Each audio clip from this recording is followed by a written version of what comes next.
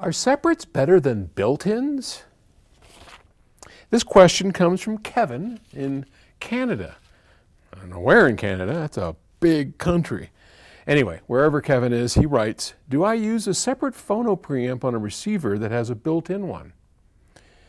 Will that make the sound better? Or what's the deal? I have a Yamaha RX V1081. Whatever, for my home theater setup and a Technics SL121 Mark II with an Ortofon 3 red cartridge. I find to get a decent volume out of the record, I have to crank the receiver fairly high despite it having a built-in phono preamp. So what are your thoughts? I'd be interested in a tube-style preamp, but will it hurt my system or be better or no different? Thanks for your input, Kevin in Canada. Well, that's a pretty broad question, my friend.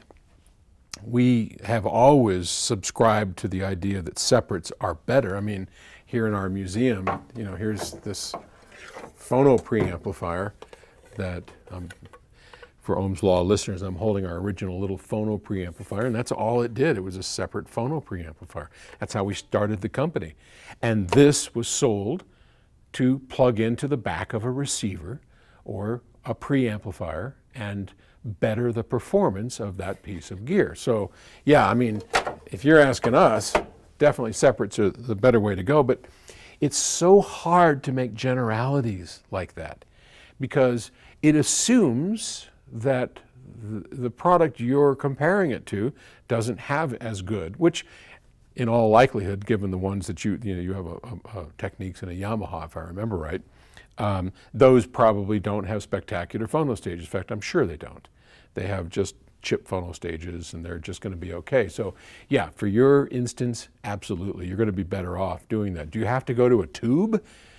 Well, I mean, I think there are plenty of ways to go solid state or tube, but I think you could do far better by just getting a really decent solid state phono preamplifier and plugging that into the auxiliary input of your receiver and be happy as a clam. I mean, you would notice a huge difference, even if you just took well, I don't have one here, but a sprout, one of our sprouts, and then use the phono stage in that sprout into your receiver, you'd be much better off. But in the broader sense of things, the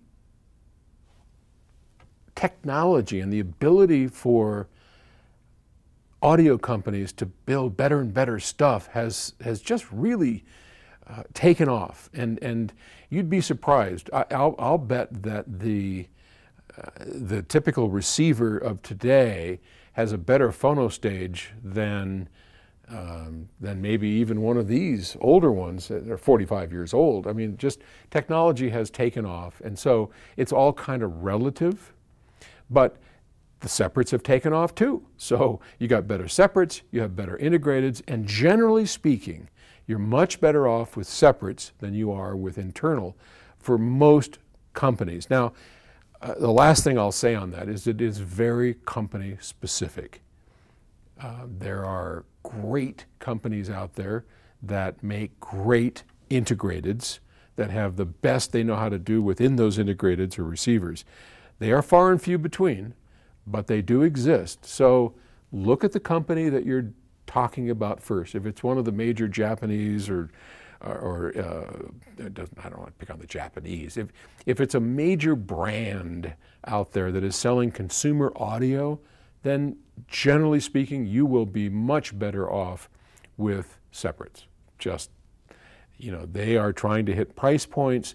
They are trying to do their best to hit a very broad audience, most of whom wouldn't know good sound if it hit them in the head and don't care if they did. Now, if they were demonstrated, they would, but most of them just don't care. So if it's good enough, it's good enough. You care and you want to have a better system. So good for you. That's excellent. That's the way to go. And yes, for you, separates is going to be the better way to go. All right. I will talk to you tomorrow, and good luck on your journey, Kevin of Canada. Okay. Talk to you later. Bye.